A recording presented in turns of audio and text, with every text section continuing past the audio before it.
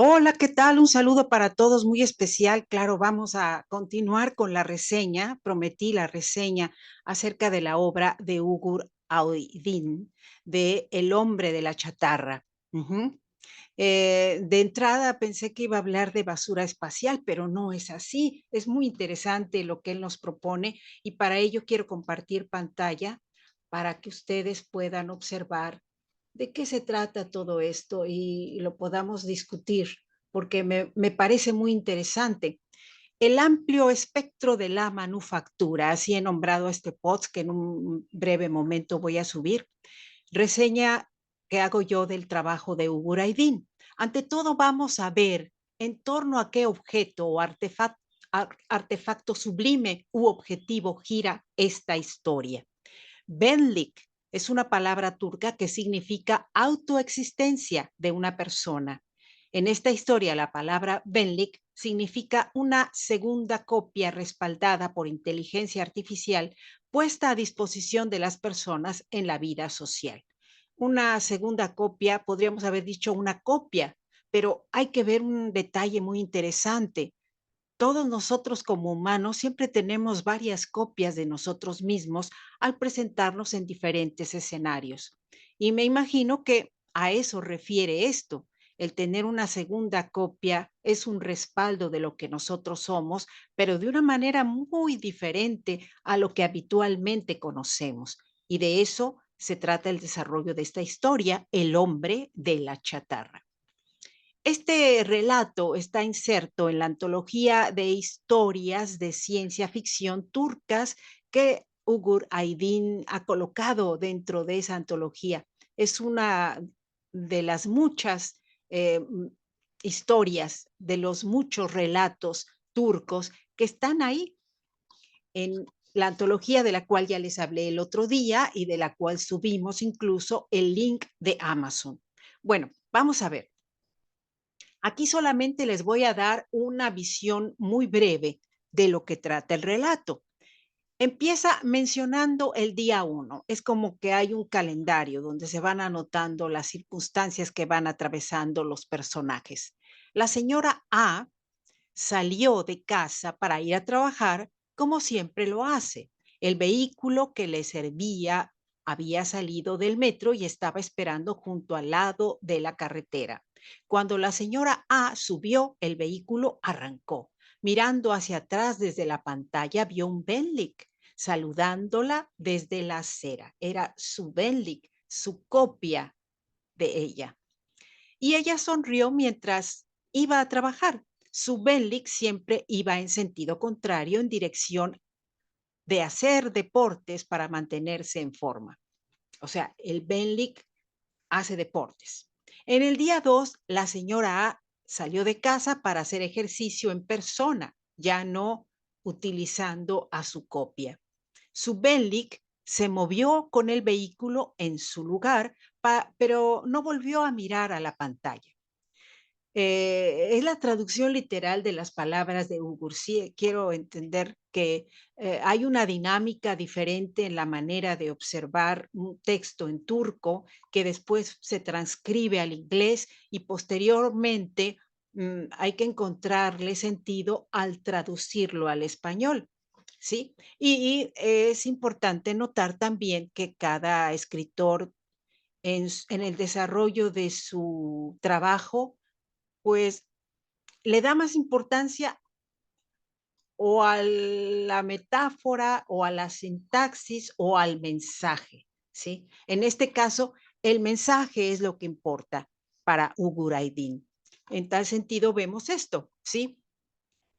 Él empieza a relatar lo que está sucediendo. Resulta que la señora ya notó algo diferente en su Benlik y se dice, necesito conseguir un Benlik mejorado.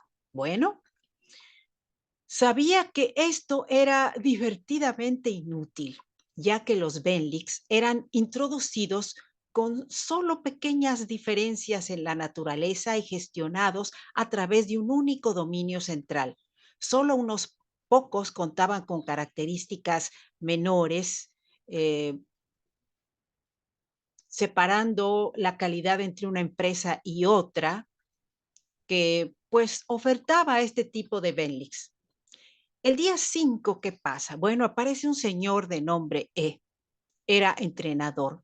Dejó el centro de entrenamiento, se metió en el coche enfrente a la puerta y se alejó hacia la biblioteca. Su Benlick no reaccionó y simplemente lo vio alejarse.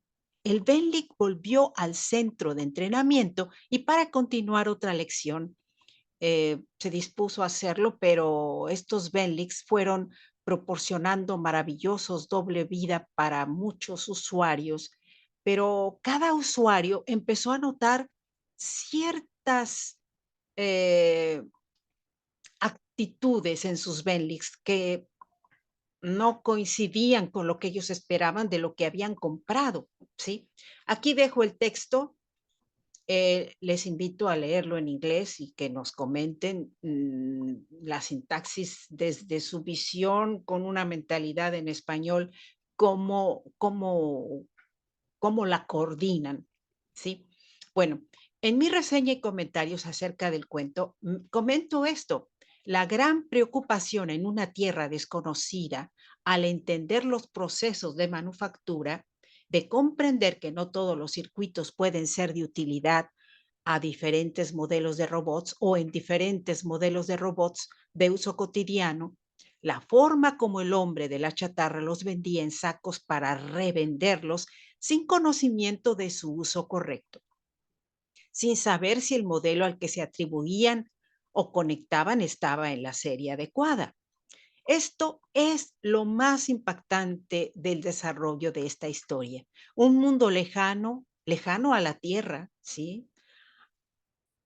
Y pues el cual podría colisionar con su estrategia de mercado con grandes problemas colaterales para los fabricantes de patente que no se daban abasto para cumplir con el objetivo de proveer a los usuarios.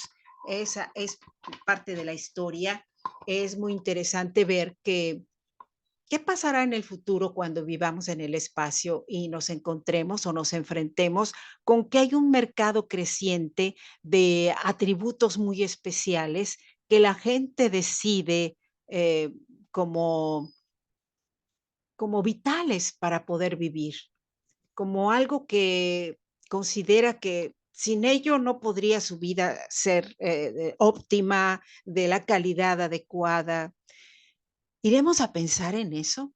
¿O iremos a pensar en lo práctico, en aquello que nos permita sobrevivir en un ámbito en el cual nos encontramos circunscritos a tener que mantenernos bajo condiciones artificiales donde no podremos salir a respirar el aire libre como lo vemos en las películas, que te encuentras con mundos eh, apasionantemente divertidos y bucólicos en planetas distantes?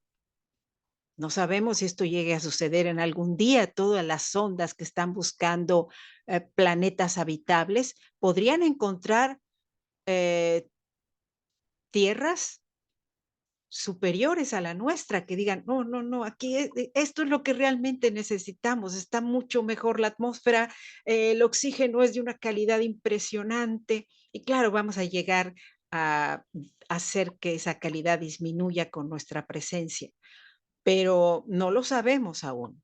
Hasta el momento no se ha encontrado esa, ese planeta especial en el cual podamos decir, es nuestra segunda tierra.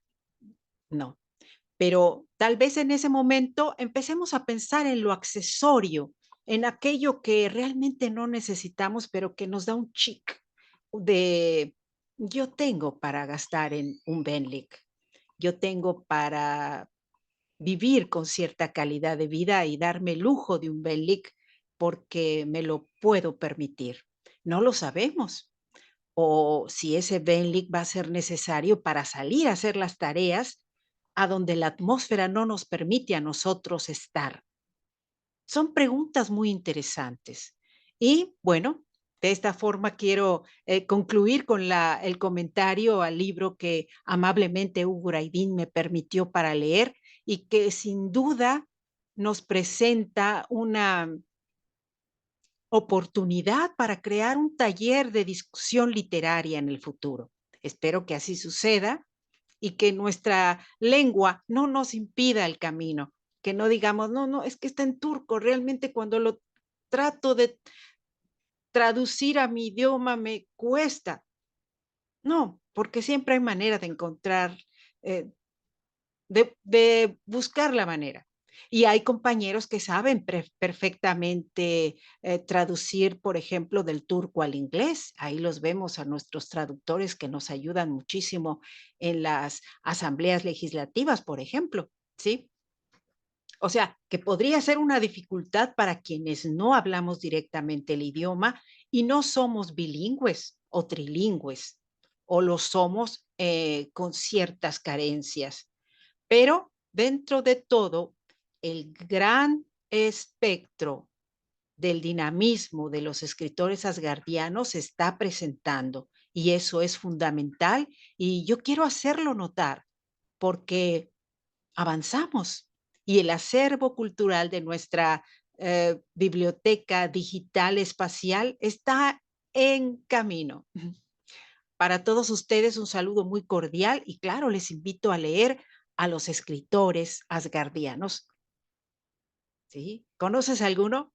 Dile que se venga, que me mande su reseña y claro, que podamos hacer algo aquí en Letras Creativas. Hasta pronto, mi saludo. Recuerden mi nombre, Ariadne Gallardo Figueroa. Bien, gracias.